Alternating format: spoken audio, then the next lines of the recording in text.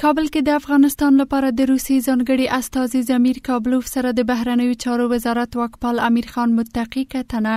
د بهرنیو چارو وزارت اعلان وکړ دواړو لورو په دې لیدنه کې د دوه اړخیزو اړیکو د کچې زیاتېدو، د سوداګریزو او اقتصادي اړیکو پراخېدو او سیمه ییزو مسایلو په اړه بحث کړی دی. د بهرنیو چارو وزارت واکپال د کابل او مسکو ترمنځ د اړیکو پراختیا مهمه یاد کړې او د سفیر په توګه د اسلامي امارت یو ډیپلوماټ منلو لپاره د مسکو له پریکړې هرکلی کړی دی.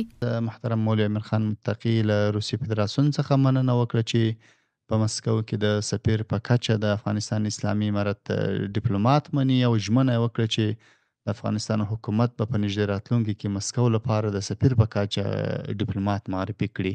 په دې لیدنه کې افغانستان لپاره د روسي استازي د کازان د میاشتې غونډې په څنډه کې د دواړو هیوادونو د دایمي ګډ کمیسیون د کار پیلېدو په اړه د یوې ناستې له جوړېدو خبر ورکړی دی.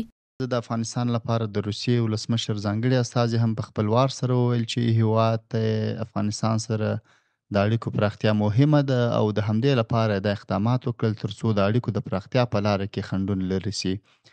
دغه راز ښاغلي کابلوف وویل راتلونکي میاشت کې به د کازان فورم په څنډه کې د روسیې او افغانستان د دوه اړخیز دایمي کمیسیون د کار د پیل لپاره ځانګړې غونډه هم ترسره سي. په همدې حال کې د روسیې د بهرنیو چارو وزیر ازبکستان ته له سفر وروسته په یوې خبري ناسته کې پر دې په ټینګار سره چې طالبان یو واقعیت دي د افغانستان د شتمنیو پر ازادېدو ټینګار کړی او په افغانستان کې د ټیکا پر رامنځته کېدو کې د امریکا او ملګرو ملتونو رول د نه پاملرنې وړ بللی دی.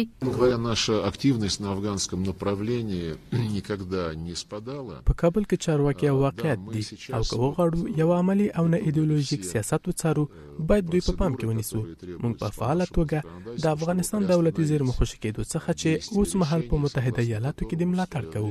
دغه چاره د دغه هیواد د ټولنیزو او اقتصادي سختو ستونزو حل او د افغانستان خلکو لپاره اړینه ده. لاوروف د ازبکستان چارواکو سره په لیدنه کې ویلي مسکو او تاشکند د ملګرو ملتونو په چوکاټ کې په فعاله توګه همکاري کوي ترڅو د سیمې او دواړه لوري د افغانستان د موضوع د حل او فصل پر وړاندې ورته لیدلوري لري. په ورته مهال یو شمېر شنونکي افغانستان کې د روسي رول په ځانګړې توګه د مرکزي اسیا هیوادونو سره د دغه هیواد همکاري د افغانستان سیاسي او اقتصادي مسایلو هواری کې اغیزناکه بولي.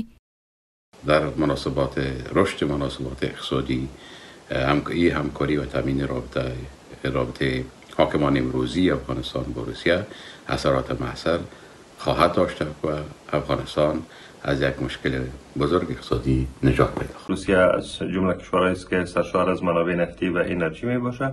بنابراین روسیه به دنبال بازارهای جدید در کشورهای جنوب آسیا است و یه امر بدون افغانستان محقق نمیشه. بنابراین روسیه تلاش داره تا روابط خوب استراتژیک اقتصادی و سیاسی با افغانستان داشته باشه. تر دې وړاندې د روسي سفیر د بهرنیو چارو وزارت واکپال امیر خان متقي سره په لیدنه کې د دې بیانولو سره چې هیواد د اسلامي امارت د خپل ممنوعه ډلو نوملړ څخه لرې کړی، دغه اقدام یې د کابل او مسکو ترمنځ د سیاسي